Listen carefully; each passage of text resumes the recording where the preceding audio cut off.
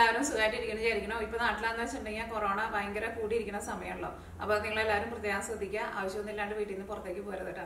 അതേപോലെ തന്നെ കടയിൽ നിന്നൊക്കെ എന്ത് സാധനം വാങ്ങണമെന്ന് വെച്ചാലും ആ സാധനങ്ങളൊക്കെ കഴുകിയിട്ടിടുക. അതേപോലെ തന്നെ പാലൊക്കെ ആയിരുന്നാലും ഇപ്പൊ അടുത്ത വീട്ടിൽ നിന്ന് പാല് വാങ്ങണമെന്നുണ്ടെങ്കിലും ആ കുപ്പിയാ ആ പാത്രം എന്താന്ന് വെച്ചിട്ടുണ്ടെങ്കിൽ അത് കഴുകുക. അതേപോലെ തന്നെ പാലിന്റെ പാക്കറ്റൊക്കെ ആയിരുന്നാലും അത് കഴുകിയിട്ടിടുക. പിന്നെ എന്ത് സാധനമായിരുന്നാലും നമ്മൾ പുറത്തുനിന്ന് വാങ്ങിച്ചുകൊണ്ട് എന്ത് സാധനം നമ്മൾ കൈ കൊണ്ട് തൊട്ടിട്ടുണ്ടെന്ന് വെച്ചിട്ടുണ്ടെങ്കിൽ കൈ കഴുകാൻ വേണ്ടിയിട്ട് മറക്കരുത് കേട്ടോ.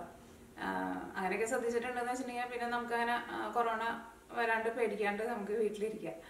ഇവിടെ ആയിരുന്നാലും കൊറോണ ഇപ്പൊ അത്രയ്ക്ക് അങ്ങനെ വലിയ കുഴപ്പമൊന്നുമില്ല.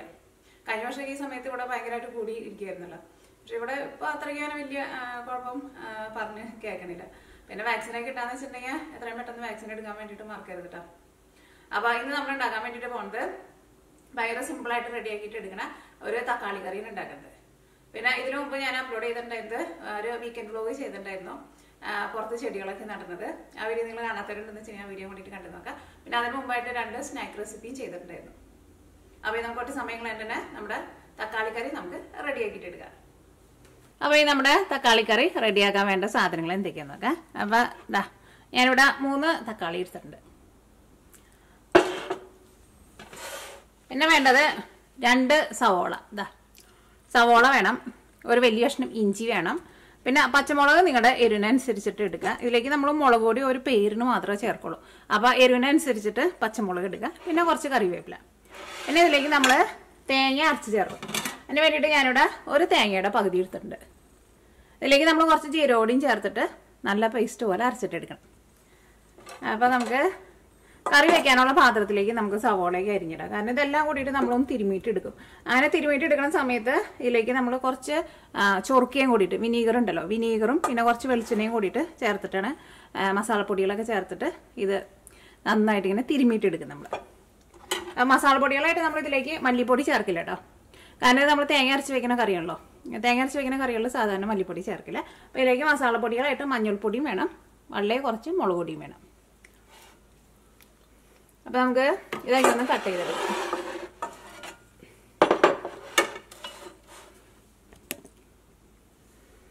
സവോളയൊക്കെ ആയിരുന്നാലും നല്ല കനം കുറച്ചിട്ട് സ്ലൈസ് ചെയ്തിട്ട് എടുക്കണം. പിന്നെ സവോള എപ്പോഴും കട്ട് ചെയ്യുമ്പോൾ നിങ്ങൾക്ക് അറിയായിരിക്കും, നല്ല മൂത്ത സവോളയെന്ന് വെച്ചിട്ടുണ്ടെങ്കിൽ ഇവിടെ ഇങ്ങനെ ഒരു കനത്തിൽ ഉണ്ടാവും. ഇതെടുത്ത് മാറ്റണം കേട്ടോ. അത് മാറ്റിയില്ല എന്ന് വെച്ചിട്ടുണ്ടെങ്കിൽ ചിലപ്പോൾ ഒരു കൈപ്രസ് ഉണ്ടാവും. അതുകൊണ്ട് അത് മാറ്റണം എന്ന് പറയുന്നത്. ഇതേപോലെ നല്ല കനം കുറച്ചിട്ട് സ്ലൈസ് ചെയ്തിട്ട് എടുക്കാം. സവോള കുറച്ച് ഇതേപോലെ കുറച്ച് കൂടുതൽ ചേർക്കണം. അപ്പോഴാണ് കറിക്ക് നല്ല ടേസ്റ്റ് ഉണ്ടാവുക. അല്ലെങ്കിൽ ഇപ്പോൾ ഒരു സവോള ചേർത്താലും കുഴപ്പമില്ല. പക്ഷെ 2 സവോള ചേർക്കുന്നതാണ് കറിയുടെ ഒരു ടേസ്റ്റ്.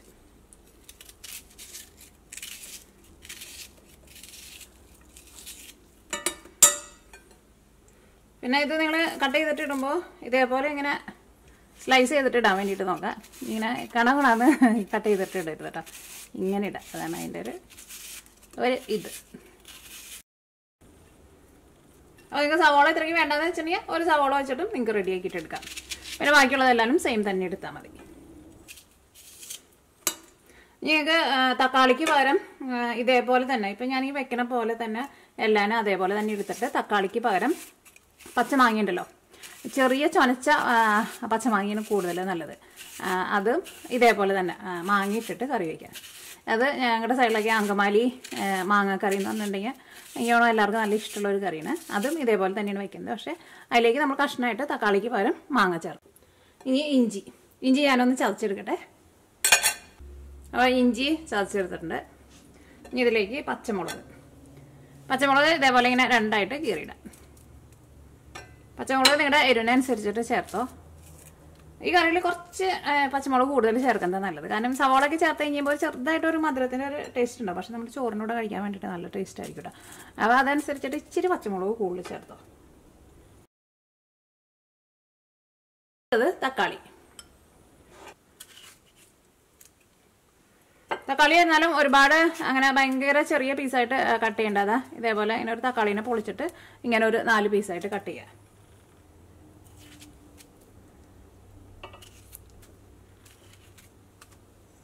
നമ്മളൊരു തക്കാളീനെ ഒരു 8 പീസായിട്ടാണ് നമ്മൾ കട്ട് ചെയ്യുന്നത്.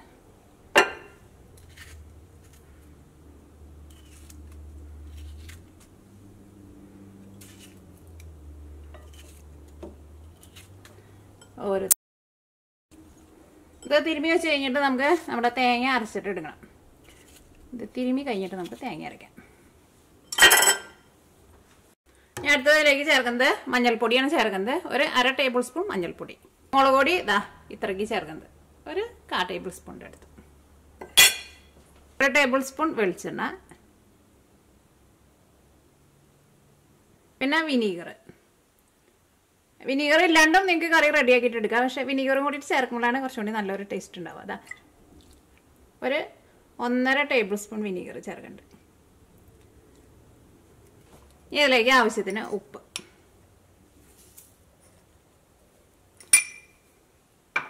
അപ്പോൾ നമ്മൾ ചേർക്കാനുള്ളതെല്ലാവരും ചേർത്ത് കഴിഞ്ഞു. ഇനി ഇത് നമ്മൾ കൈ കൊണ്ട് നന്നായിട്ട് തിരുമണം. അങ്ങനെ തിരുമുമ്പോൾ തന്നെ നല്ല മണം വരും. സവാളയുടെയും വെളിച്ചെണ്ണ എല്ലാം കൂടിയിട്ട് വിനീഗർ എല്ലാം കൂടിയിട്ട് അങ്ങോട്ട് ചേർന്ന് കഴിയുമ്പോൾ നല്ലൊരു സൂപ്പർ മണമായിരിക്കും.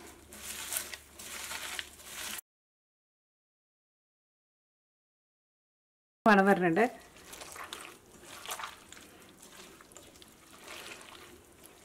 ഇതിങ്ങനെ തിരുമ്മിണ്ട് കറി അല്ലാണ്ട് എടുത്ത് വെറുതെ വേണമെങ്കിൽ എടുത്ത് കഴിക്കാം കേട്ടോ. ടേസ്റ്റ് ഉണ്ട്. അപ്പം മഞ്ഞൾപ്പൊടി ചേർക്കാണ്ടിരുന്നാൽ മതി. ഇങ്ങനെ തിരുമ്മിയിട്ട് അങ്ങനെ കഴിക്കാം. നോക്കിക്കേ, ഇതിനകത്തായിരുന്നാലും നല്ല ചാറൊക്കെ വന്നിട്ടുണ്ട്. ഓക്കെ, ഇനി ഇത് ഇവിടെ ഇരിക്കട്ടെ. ഒരു 10 മിനിറ്റ് ഇവിടെ ഇരിക്കട്ടെ. അപ്പോൾ ഇനി അടുത്തത് നമുക്ക് തേങ്ങ അരച്ചെടുക്കുക. അതിന് വേണ്ടിയിട്ട് മിക്സിയുടെ ജാറിലേക്ക് തേങ്ങ ഇടുക. ഇതേപോലെ ഇങ്ങനെ കയ്യിൽ ഇങ്ങനെ ഫുള്ളായിട്ട് എടുത്തിട്ടുണ്ടെന്ന് വെച്ചിട്ടുണ്ടെങ്കിൽ ഒരു 1.25 പിടി തേങ്ങ. അടുത്തത് ചെറിയ ജീരകം.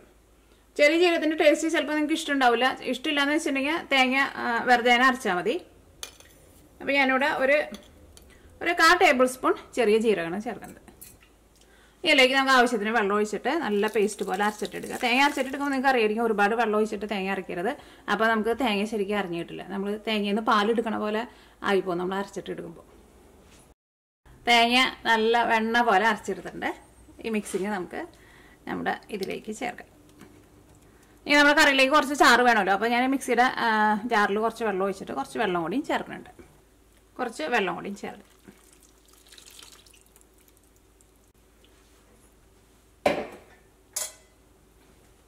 ഇതെല്ലാം കൂടിയിട്ട് മിക്സ് ചെയ്ത് കഴിഞ്ഞിട്ട് ഉപ്പ് വേണമെന്ന് വെച്ചിട്ടുണ്ടെങ്കിൽ അതനുസരിച്ചിട്ട് ഉപ്പ് ചേർക്കുക. പിന്നെ ഉണ്ടല്ലോ, നമ്മൾ തേങ്ങ അരച്ച് വയ്ക്കുന്ന കറികളിലേക്ക് സാധാരണ നമ്മളിങ്ങനെ തുടക്കത്തിൽ നമ്മൾ തേങ്ങ അരച്ചത് ചേർക്കാറില്ല.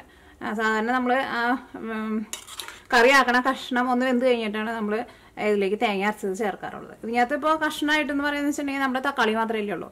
അപ്പോൾ തക്കാളിക്ക് അങ്ങനെ ഒരുപാട് വേവൊന്നുമില്ലല്ലോ. അപ്പോൾ അതുകൊണ്ടാണ് നമ്മളെല്ലാം കൂടിയിട്ട് ഒരുമിച്ച് ചേർത്തത്.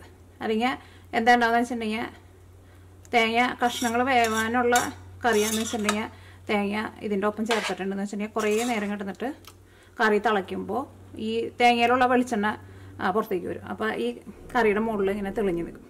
അപ്പോൾ ചിലപ്പോൾ ഈ കറി ഒരു പിരിഞ്ഞ പോലെയൊക്കെ ഇരിക്കും. പക്ഷേ ഇതൊന്നും കുഴപ്പമില്ല. ഇത് നമുക്ക് ഒരുപാട് വലിയ വേവൊന്നുമില്ല. പിന്നെ അത് കുറച്ചുകൂടി വെള്ളം കുറവുണ്ട്. ഇച്ചിരി കൂടി വെള്ളം ചേർക്കുന്നുണ്ട്. ഈ കറി ഒന്ന് നന്നായിട്ട് തിളച്ച് കഴിഞ്ഞ് കഴിയുമ്പോൾ ഒന്നുകൂടിയും ഒന്ന് ലൂസായിട്ട് വരും. കാരണം ഈ തക്കാളിയിലൊക്കെ അത്യാവശ്യം നന്നായിട്ട് വെള്ളം ഉണ്ടാവുമല്ലോ. ഈ കറി നമുക്ക് അടപ്പത്തേക്ക് വയ്ക്കാം. കറിയിൽ ഞാൻ ഉപ്പുണ്ട് നോട്ടെ. ഉപ്പൊക്കെ നല്ല കറക്റ്റ് പാകമായിട്ടുണ്ട്. ഈ നമ്മുടെ കറി നന്നായിട്ട് തിളച്ച് കഴിഞ്ഞപ്പോൾ നമുക്കൊന്ന് ഇളക്കിയിടണം. അത് കഴിഞ്ഞിട്ട് ഒന്ന് നന്നായിട്ട് തിളച്ചാൽ മതി. കറി പെട്ടെന്ന് വേവും. അപ്പോൾ നമ്മുടെ കറി നന്നായിട്ട് തിളച്ചിട്ടുണ്ട്. ഈ കറി ഒന്ന് ഇളക്കിയിട്ട് കൊടുക്കാം. നമ്മൾ കറിയുടെ ഉപ്പ് നോക്കിയിട്ട് ഉപ്പ് വേണമെന്ന് വെച്ചിട്ടുണ്ടെങ്കിൽ അതനുസരിച്ചിട്ട് ചേർക്കുക. പിന്നെ കറിയിലെങ്ങാനും ചാറ് കുറവ് പോലെ തോന്നണുണ്ടെന്ന് വെച്ചിട്ടുണ്ടെങ്കിൽ നിങ്ങളതനുസരിച്ചിട്ട് വെള്ളം ചേർത്തോട്ടോ. പിന്നെ വെള്ളം ചേർക്കുമ്പോൾ വെള്ളം ഒന്ന് ചൂടാക്കിയിട്ടുള്ള വെള്ളം ചേർക്കാം. കൺസിസ്റ്റൻസി എങ്ങനെയാണ് വേണമെന്ന് വെച്ചിട്ടുണ്ടെങ്കിൽ അതനുസരിച്ചിട്ട് വെള്ളം ചേർക്കണം കേട്ടോ. ഞാൻ ഉപ്പൊക്കെ ഒന്ന് നോക്കട്ടെ. ഉപ്പൊക്കെ നല്ല കറക്റ്റ് പാകമായിട്ടുണ്ട്. ആ തക്കാളിയുടെ ഒരു പുളിരസവും പിന്നെ വിനീഗറിൻ്റെ പുളിയും കൂടിയിട്ട് വന്നു കഴിഞ്ഞപ്പോൾ നല്ല ടേസ്റ്റ് ഉണ്ട്. അങ്ങനെ ഭയങ്കര പുളിയെന്ന് പറഞ്ഞാൽ ഭയങ്കര പുളിയല്ല, പക്ഷേ അത്യാവശ്യം നല്ല പുളിയുണ്ട്. കറി നന്നായിട്ട് തിളച്ച് കഴിഞ്ഞിട്ടുണ്ടെങ്കിൽ പിന്നെ ഒരു 5 മിനിറ്റും കൂടി കറി നന്നായിട്ട് തിളച്ചാൽ മതി. അപ്പോൾ നമ്മുടെ കറി ഒരു 5 മിനിറ്റും കൂടി നന്നായിട്ട് തിളച്ചിട്ടുണ്ട്. ഇത്രയ്ക്ക് ആവശ്യമുള്ളൂ. ഞാൻ തീ ഓഫ് ചെയ്യാം കേട്ടോ. ഇനി കറിയിലേക്ക് നമുക്ക് താളിച്ച് ചേർക്കാം. താളിച്ച് ചേർക്കുമ്പോൾ നിങ്ങളിതിലേക്ക് ഉള്ളി ചേർക്കുമ്പോൾ ഒരു ഇച്ചിരി കൂടുതൽ ചേർത്തോട്ടോ.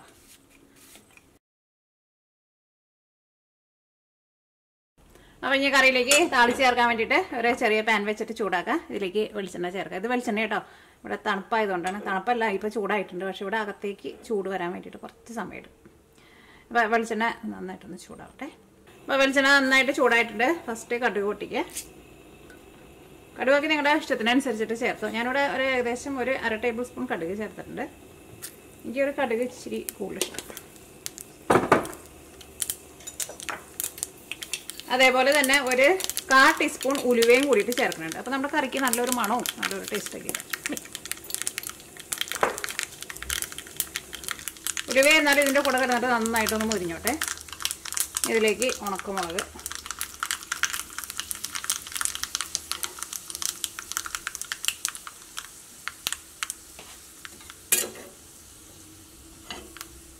നമ്മൾ കട്ട് ചെയ്ത് വെച്ചിരുന്ന നമ്മുടെ ചുവന്ന ഉള്ളി നന്നായിട്ട് മുരിഞ്ഞു തുടങ്ങിയിട്ടുണ്ട്. ഇതിലേക്ക് ഒരു 2 നുള്ള് മഞ്ഞൾപ്പൊടി ചേർക്കാം. അപ്പോൾ നമ്മൾ താളിച്ച് ചേർക്കുമ്പോൾ നല്ലൊരു മണവും നമ്മുടെ കറിക്ക് കുറച്ചുകൂടി നല്ലൊരു കളറും കിട്ടും.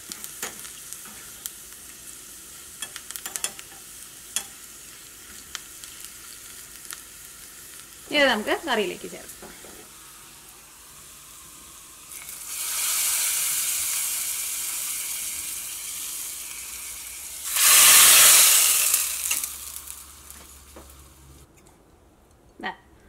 നമ്മുടെ ഭയങ്കര സിമ്പിളായിട്ടുള്ള നമ്മുടെ തക്കാളി കറി റെഡി ആയിട്ടുണ്ട്. സൂപ്പർ ടേസ്റ്റാണ്. ചോറിൻ്റെ കൂടെ ഈ കറിയും കൂടിയിട്ടാണ്ട് ഒഴിച്ചിട്ടാണ്ട് കഴിക്കുക. അടിപൊളി ടേസ്റ്റായിരിക്കും. ഇനി നിങ്ങൾക്ക് മുട്ട ഇഷ്ടമുള്ളവരാണെന്ന് വെച്ചിട്ടുണ്ടെങ്കിൽ വേണമെന്ന് വെച്ചിട്ടുണ്ടെങ്കിൽ മുട്ട പുഴിയുന്നതും കൂടിയിട്ട് ഇതിലേക്ക് ചേർത്തിട്ട് മുട്ടക്കറി പോലെ ആക്കിയിട്ട് വേണമെന്ന് വെച്ചിട്ടുണ്ടെങ്കിൽ അങ്ങനെയും കഴിക്കാം കേട്ടോ. അപ്പോൾ നിങ്ങൾ ട്രൈ ചെയ്ത് നോക്കാൻ വേണ്ടിയിട്ട് മറക്കരുത്.